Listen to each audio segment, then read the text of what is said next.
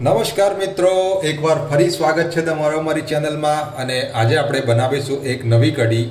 જી હા મિત્રો, આ છે બાજરીના લોટ અને મેથીની કઢી. તો ચલો આપણે એના માટેની સામગ્રી જોઈ લઈશું. તો સામગ્રીમાં આપણે સૌપ્રથમ 1 લીટર જેટલી છાશ લીધી છે, 500 ગ્રામ જેટલી આપણે મેથી લીધેલી અને એને સાફ કરીને સમારી લીધેલી. ત્યારબાદ આપણે બાજરીનો લોટ લીધો છે, એ આપણે જરૂર પ્રમાણે એમાં નાખીશું. અને લસણ અને મરચાંની પેસ્ટ લીધી છે. તો મિત્રો સૌપ્રથમ આપણે આપણી છાશમાં 5 ચમચી જેટલો આપણો બાજરીનો લોટ નાખી દઈશું.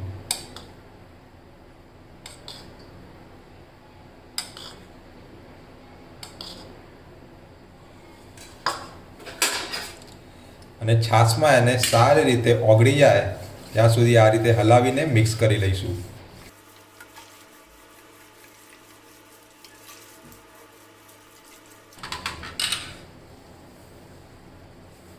તો મિત્રો આપણો લોટ છાશની અંદર સારી રીતે મિક્સ થઈ ગયો છે. તો હવે મિત્રો આપણે ગેસ પર એક વાસણમાં 3 થી 4 ચમચી જેટલું તેલ લઈશું અને એને ગરમ થવા દઈશું.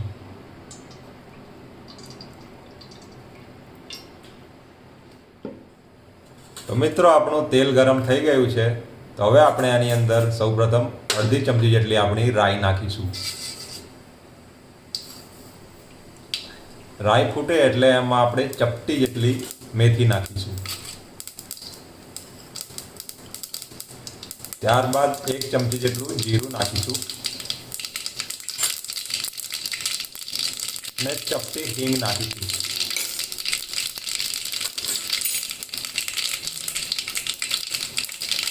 હવે આમાં આપણે બાજરીના લોટ અને છાશવાળું આપણે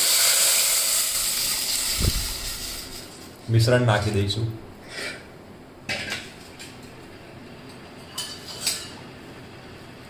અને આ રીતે હલાવતા અને કન્ટિન્યુ આ રીતે હલાવતા મિક્સ કરતા રહીશું.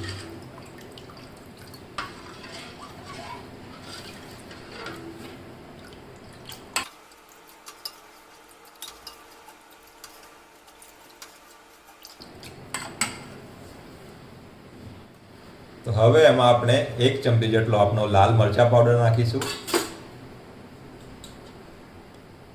અડધી ચમચી જેટલી હળદર નાખીશું અને 1 ચમચી જેટલો આપણો ધાણા જીરું પાવડર નાખીશું. ત્યારબાદ સ્વાદ પ્રમાણે મીઠું નાખી દઈશું. સારી રીતે મિક્સ કરી લઈશું. તો હવે આને આપણે આ રીતે એને હલાવતા જઈશું અને લગભગ 4 થી 5 મિનિટ જેટલું આપણે એને ઉકળવા દઈશું.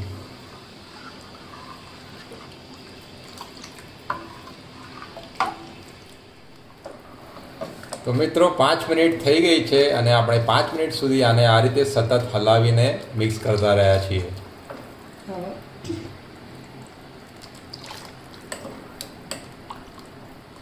તો હવે આપણે આની અંદર આપણી જે સમારેલી મેથી છે એ નાખી દઈશું.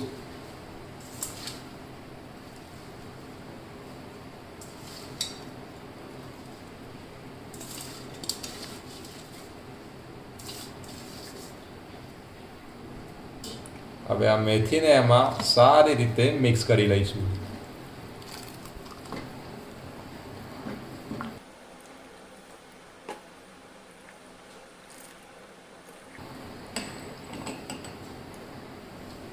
હવે એમાં આપણી લસણ અને મરચાંની પેસ્ટ નાખી દઈશું અને એને પણ એમાં સારી રીતે મિક્સ કરી લઈશું.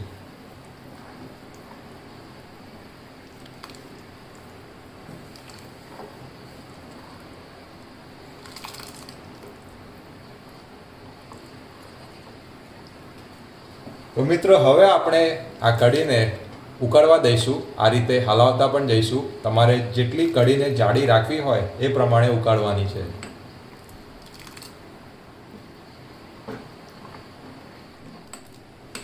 તો મિત્રો અહીંયા આપણે કઢીને 15 મિનિટ જેટલી આ રીતે હલાવીને ઉકાળી છે અને તમે જોઈ શકો છો કઢી જાડી થઈ ગઈ છે. આ કઢી તૈયાર થઈ ગઈ છે. હવે તો એમાં આપણે છેલ્લે લીલા દાણા નાખી દઈશું અને મિક્સ કરી લઈશું.